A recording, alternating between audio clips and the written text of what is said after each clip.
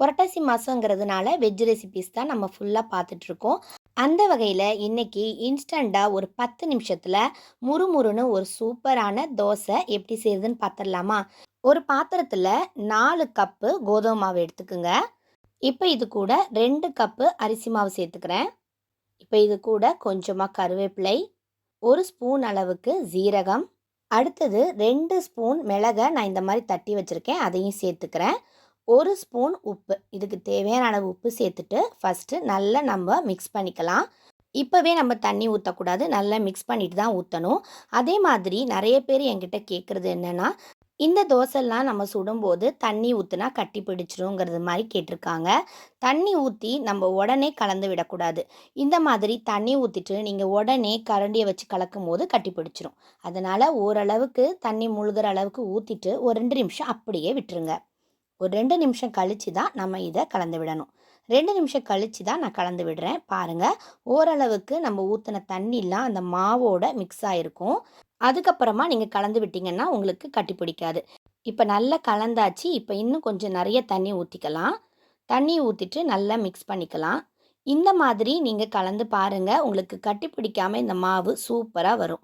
இப்போ பாருங்கள், சூப்பராக நான் கலந்து விட்டுட்டேன். கட்டி பிடிக்காமல் கை எதுவுமே நான் யூஸ் பண்ணாமல் தான் சூப்பராக கலந்துருக்கேன்.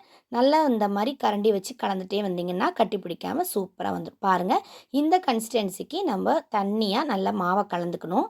தோசை மாவு அளவுக்கு நல்ல திக்காக இருக்கக்கூடாது, அதை விட கொஞ்சம் தண்ணியாகவே இருக்கட்டும். இப்போ இதை க்ளோஸ் பண்ணி ஒரு 10 நிமிஷம் அப்படியே ஊற வச்சிடலாம். 10 நிமிஷம் கழித்து நம்ம பார்த்தோன்னா பாருங்கள் எந்த அளவுக்கு நல்லா ஊறி அந்த மாவோட கலரே கொஞ்சம் சேஞ்ச் ஆகிருக்கு பாருங்கள். இந்த மாதிரி 10 நிமிஷம் ஊற வச்சாதான் தோசை நம்ம நல்லா வரும், கிறிஸ்பியாக நல்லா டேஸ்ட்டாக இருக்கும். தவாவில் எண்ணெய் தேய்ச்சிட்டு மாவை இந்த மாதிரி ஊற்றுங்க. நம்ம ரவா தோசைக்கெலாம் ஊற்றுவோம் இல்லையா, அந்த மாதிரி ஊற்றிக்கணும்.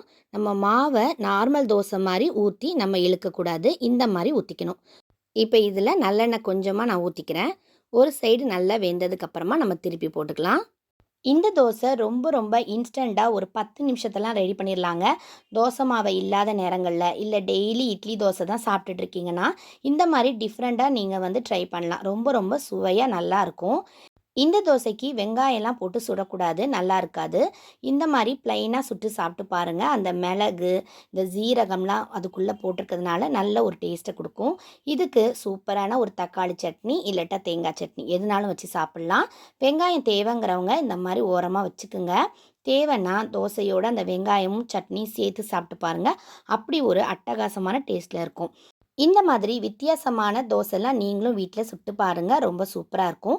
இந்த வீடியோ பிடிச்சிருந்தால் லைக் பண்ணுங்கள், உங்கள் ஃப்ரெண்ட்ஸ் அண்ட் ஃபேமிலிக்கு ஷேர் பண்ணுங்கள். தேங்க்யூ.